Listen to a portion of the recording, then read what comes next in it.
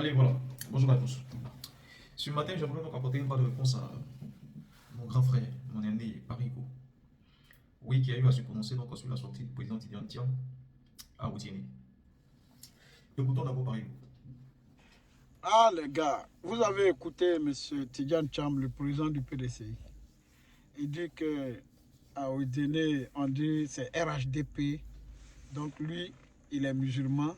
Il est le premier président musulman du PDCRDA. C'est quelle histoire ça? Ça c'est quel débat ça? Hein? Quand je vous dis que ce monsieur-là est mal inspiré, il est mal inspiré. Vous faites passer que c'est un expert. Mais la politique et la communication, là, c'est aussi autre chose. Quand vous allez parler et que vous savez ce que vous allez dire, il risque vraiment de ternir davantage votre image. Ne dites rien. C'est très grave ces propos-là. C'est ce que Sissé Bakongo a dit. Que vous irez au nord, parler dire aux populations que vous êtes musulman, que vous êtes Tidjane Cham. Donc vous vous appelez Tidjane Cham. Donc vous êtes même chose. Est-ce qu'on a besoin d'instrumentaliser? Et Touré Mamadou n'a pas menti. Quand Touré Mamadou dit que c'est vous qui êtes dans l'instrumentalisation, voici une des vérités immuables. On n'a pas besoin que vous soyez musulman, vous soyez chrétien, vous soyez baoulé, vous soyez bété, on s'en fout. On n'a pas besoin. Dites aux Ivoiriens qui vous êtes. Parlez. C'est comme vous avez commencé, vous parlez de votre religion. Voilà, dites-leur aussi vous êtes de quelle ethnie de la Côte d'Ivoire. Voilà. Là, je pense qu'on a tous écouté Parigo.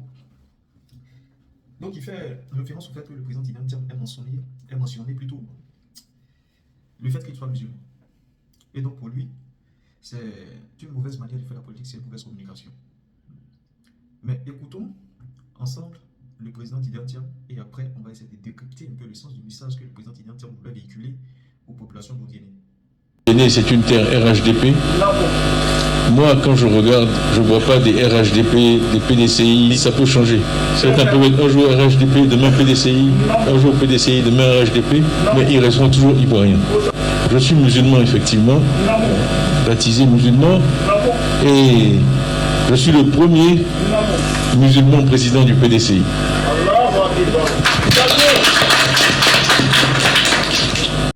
Je pense que nous avons tous écouté donc le président Tidjane Thiam. Et je pense à mon humble avis qu'il faut quand même être honnête dans tout ce que nous faisons. Aujourd'hui, nous savons l'histoire de la Côte d'Ivoire. Et nous savons l'origine de la déstabilisation de la Côte d'Ivoire. Certains ont prétexté que une zone de la Côte d'Ivoire, notamment du Nord, n'avait pas accès à un certain équilibre social et qui était défavorisé. Et que même à un moment donné, on n'arrivait même pas à porter le boubou qui circulait en Côte d'Ivoire. Voilà la raison pour laquelle ils ont dû prendre les armes et attaquer leurs propres frères ivoiriens. Donc, la religion a servi d'instrumentalisation pour ces populations du Nord, qui à l'époque, à une certaine époque, étaient majoritairement militants et sympathisants du PDCRDA. Voilà pourquoi le président Tidjane Thiam, quand il prend la tête du PDCRDA, l'un de ses créneaux, c'est de conquérir le nord de la Côte d'Ivoire, qui a toujours été une bastion pour la Côte d'Ivoire et pour le PDCRDA. Aujourd'hui, j'ai bien écouté mon frère Parigo qui émet quand même des critiques et qui juge le fait que le président Tidjane Thiam ait mentionné qu'il soit le premier président du PDCRDA. Une mauvaise communication. Pour lui, le président Tidjane Thiam a dévié de sa trajectoire, qu'il est en train d'instrumentaliser encore les populations du Nord sur base religieuse. Mais il faut comprendre le message du président Tidjane Thiam parce que c'est quelqu'un qui, avant de sortir, mesure l'ampleur, l'envergure de ses propos. C'est quelqu'un qui est très réfléchi. C'est quelqu'un dont on nous a dit qu'il ne maîtrisait pas la Côte d'Ivoire, mais qui, au fond, connaît les Ivoiriens et connaît la Côte d'Ivoire en entièreté. Je me rappelle des propos du professeur Dion qui disait quand vous voyez un aïeau parmi des loups, ne pensez pas que c'est un aïeau simple. Au fait, c'est un loup déguisé en aïeau. Et petit à petit, on est en train de découvrir le président Tidjane Thiam dans la manifestation de sa chose politique. On commence à comprendre que ce monsieur-là, au fait, il maîtrise la Côte d'Ivoire et c'est un fait stratège politique. Le président Tidjane Thiam n'est pas dans une quelconque forme d'instrumentalisation de ces populations sur base ethnocentrique ou bien religieuse. Mais c'est en connaissance de cause qu'il s'est prononcé sur ce fait. Je vais vous faire une petite analyse pour que vous compreniez un peu les choses. Vous savez, aujourd'hui, la conquête du nord de la Côte d'Ivoire par le PDCRDA ne fait pas craindre le RHDP, mais aussi le GPS. La conquête de cet espace géographique qui longtemps est resté imperméable et dont on a vu même ici l'accession difficile de certains partis politiques tels que le PPACI, inquiète fortement aussi le GPS. Déjà, le GPS dans son opposition RHDP, c'est bien sûr à cause de l'électorat du Nord. Je vous ai toujours dit. Le GPS la base du GPS, c'est au nord de la Côte d'Ivoire. Donc, tout parti politique qui aura accès, hormis le RHDP, parce que le RHDP est déjà à sa fin. Donc, c'est une forme de succession, de transfert de pouvoir que le RHDP fera au GPS en ce qui concerne l'électorat du Nord. Et c'est ce que veut préserver la plupart des militants de GPS et la plupart des communicants de GPS. Voilà pourquoi est-ce qu'ils attaquent le président Tidjane. Voilà pourquoi est-ce qu'ils attaquent le président Tidjane. Mais le président Tidjane ici est en train de répondre à un fait.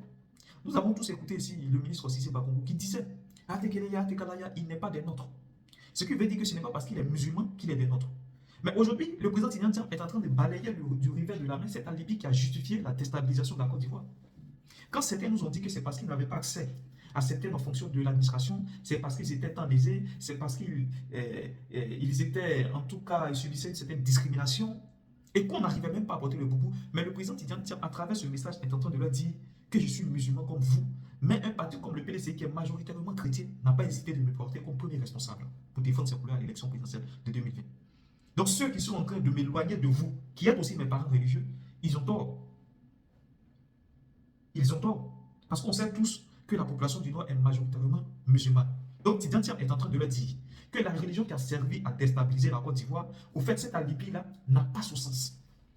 Le PDCA qui a été stigmatisé d'ivoiritaire, qui a été stigmatisé de partis discriminants, qui a été stigmatisé de tous les mots de xénophobie.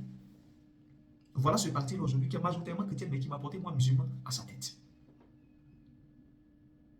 Voilà le sens du message du président Tidjane que certains n'arrivent pas à décrypter et qui y voient non pas une menace, une instrumentalisation religieuse parce que c'est la communication qu'il faut distiller, mais plutôt une menace pour leur électorat. Une menace pour leur électorat. Parce que l'accès au nord de la Côte d'Ivoire, je vous dis, non seulement fait craindre le RHDP, mais aussi son petit frère GPS. Parce que le GPS est issu du RHDP. C'est juste une opposition, je veux dire, contemporaine qui fait qu'aujourd'hui ces deux partis-là sont opposés. L'ambition de Guillaume Soro de vouloir rivaliser, de vouloir compétir au même moment à l'instant T avec Alassane Ouattara, qui aujourd'hui fragilise ces deux partis-là, qui les opposent aujourd'hui. Pourquoi? Parce qu'il y aura une disparité des voix du Nord. C'est tout. C'est tout. Il n'y a rien d'autre encore en arrière. Maintenant, les frères du GPS qui s'en prennent aujourd'hui au président Tidjane. Mais il y a un fait qui est passé subtil en ce qui concerne même le président Laurent Gbagbo, parce que le président Laurent Gbagbo, c'est un fin tacticien. C'est un fin stratège politique. C'est quelqu'un qui pose ses actes, on va dire qu'il réfléchit politique avant de poser ses actes. Tous les partis politiques sont aujourd'hui à la conquête du Nord. Mais vous pensez qu'aujourd'hui, le positionnement de Nadi Bamba comme épouse du président Laurent Gbagbo est un fait anodin? J'aimerais attirer votre attention là-dessus. Quand on entend Diaby Youssouf aller sillonner le Nord et dire aux populations du Nord que le président Laurent Gbagbo aujourd'hui a épousé notre fille, mais ils sont en train de dire aujourd'hui que celui que vous avez taxé de xénophobe, celui que vous avez taxé de ne pas aimer les musulmans, les nordistes, au fait, il a épousé une nordiste. Donc, au fait, cette alibi-là encore est infondée. C'est aussi le même message qu'a voulu transmettre le président Tidjane. Mais le président Laurent Gbagbo aussi à la conquête du Nord. Il veut aussi montrer aux populations du Nord que lui, au fait, il ne les déteste pas. Au fait, tout ce camouflet qui a été organisé d'un point de vue communicationnel contre lui est un mensonge absolu. Lui n'a jamais détesté les nordistes. C'est c'est le message qu'il est en train de faire passer à travers Nadi Bamba. Donc, encore une fois, je sais où ces frères-là veulent nous emmener. Je sais où est-ce qu'ils veulent partir. Je comprends les stratégies politiques qui couvrent souvent certaines attaques envers Tidjane. Mais j'ai décidé de ne pas me prononcer sur le cas Sorogio. Parce que pour moi, quelqu'un qui est déjà couché, ça ne sert à rien encore d'en rajouter une couche. Mais je pense que si ces attaques se multiplient, on sera obligé. Parce que moi, je suis fils ouais et j'ai subi les affres de la guerre. Quand je dis j'ai subi les affres de la guerre, je suis fils ouais de Diopé Carrefour et de 3-0. Donc j'ai encore un répertoire garni en termes d'histoire de la Côte d'Ivoire qu'on évite d'éveiller, qu'on évite de mettre sur les réseaux sociaux. Je vous remercie.